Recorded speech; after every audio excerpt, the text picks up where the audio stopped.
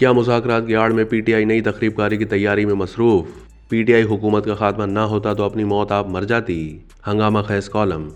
نگار شکیل انجم اپنے تازہ کالم میں پی ٹی آئی کو اور بانی عمران خان کو ان کی طرز سیاست پر آڑے ہاتھوں لیتے ہوئے لکھتے ہیں کہ صرف پاکستان تحریک انصاف کے مخالفین ہی نہیں بلکہ حامی بھی یہ رائے قائم کرنے لگے ہیں کہ پی ٹی آئی کی بنیاد جھوٹ، فریب، شر اور جارحیت پر قائم ہے، کیونکہ ان کے دونوں چہرے انتہائی خوفناک ہیں۔ پہلا شر پسندی اور ریاست دشمنی اور دوسرا مظلوم و معصوم۔ دونوں روپ عوام اور عمران خان سے محبت کرنے والوں کو بیوقوف بنانے کے لیے کافی ہیں، لیکن یہ حرکات سیاسی شعبدہ بازی کے زمرے میں آتی ہیں جبکہ حب الوطنی کے معنوں میں نہیں۔ کالم نگار نے وزیر اعلیٰ خیبر پختونخوا کی نئی دھمکی کا حوالہ دیتے ہوئے اہم سوال اٹھایا ہے۔ وہ لکھتے ہیں کہ ایک طرف اندرونی ٹوٹ پھوٹ کے باوجود حکومت سے مذاکرات اور دوسری جانب علی امین گنڈا پور کا یہ اعلان کہ ہم گولی کا جواب گولی سے دینے کے لیے تیار ہیں اور ہمارے پاس طاقتور اسلحہ موجود ہے اور ہم اسلحہ چلانا بھی جانتے ہیں۔ اس شعلہ بیانی کو کیا معنی پہنائے جا سکتے ہیں؟ کیا پی ٹی آئی مذاکرات کی آڑ میں ملک کے خلاف کسی نئی تخریب کاری کی تیاری میں مصروف ہے کیونکہ گنڈا پور نے پھر مرکز کے خلاف اعلان جنگ کر دیا ہے؟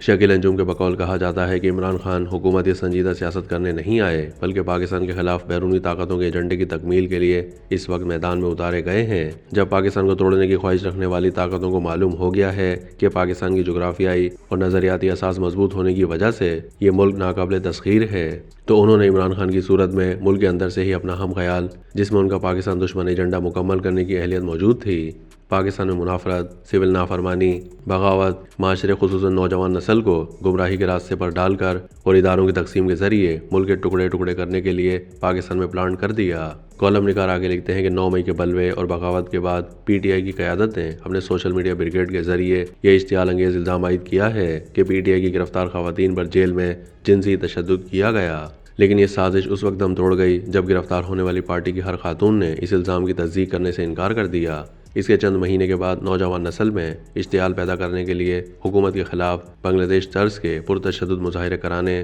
اور حکومت کا تختہ الٹنے کے لیے یہ جھوٹی خبر اڑائی گئی کہ میڈیکل کالج کے ایک طلبہ کو جنسی تشدد کے بعد قتل کر دیا گیا ہے، جس کی فوری تحقیقات کے لیے حکومت نے وفاقی تحقیقاتی ادارے کے ڈائریکٹر سائبر کرائم سرکل کی سربراہی میں مشترکہ تحقیقاتی ٹیم تشکیل دی۔ لیکن بڑے پیمانے پر سراغ رسانی کے نتیجے میں گرفتاریوں کے باوجود نہ تو جنسی تشدد کا شکار ہونے والی طالبہ ملی، اس کی لاش نہ جائے واردات اور نہ ہی اس کے وارثوں کا پتہ ملا۔ تاہم ایک بار پھر تحریک انصاف کی جانب سے ملک میں پرتشدد اور سڑکوں پر معصوم عوام کا خون بہانے کی سازش ناکام ہونے کے باوجود عدلیہ ہونے کے باعث اس سازش میں ملوث ملک دشمن گروہ کو سزائیں نہیں ہوئیں۔ شکیل انجم نے اس کے بعد پی ٹی آئی کے پچھلے احتجاج کا تذکرہ کرتے ہوئے لکھا ہے کہ تیسرا بڑا دھوکہ 24 نومبر کو اسلام آباد پر یلغار کی کال اور اس میں ناکامی کو چھپانے کے لیے ظالم سے مظلوم اور شر پسند سے امن پسندی کا بحرو بدلنے میں زیادہ دیر نہیں لگی اور یہ خبر پھیلا دی گئی کہ 26 نومبر کی شام قانون نافذ کرنے والے اداروں کی فائرنگ سے سینکڑوں کارکن جاں بحق ہو گئے اور ان کی لاشیں غائب کر لی گئیں۔ جب یہ بیانیہ بھی دم توڑ گیا تو پی ٹی آئی کی قیادت نے کارکنوں کو خود ساختہ ہلاکتوں کے حوالے سے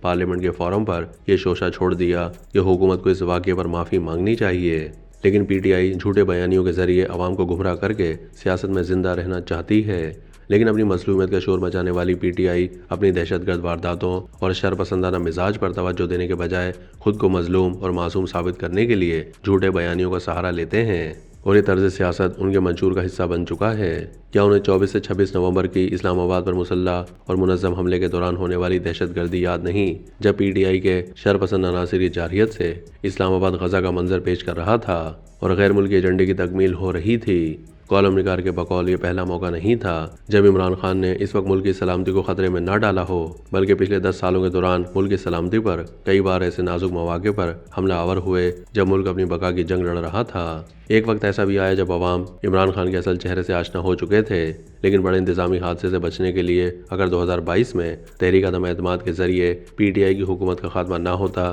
تو یہ پارٹی اپنی موت آپ مر جاتی، کیونکہ اپنے 3.5 سالہ دور اقتدار میں پاکستان اور عوام دشمن پالیسیاں بے نقاب ہو گئی تھیں اور پارٹی اپنی ساکھ اور مقبولیت کھو چکی تھی۔ لیکن اگر تحریک عدم اعتماد نہ آتی تو عمران خان آئندہ 15 سالوں کے لیے اقتدار پر قابض رہتے۔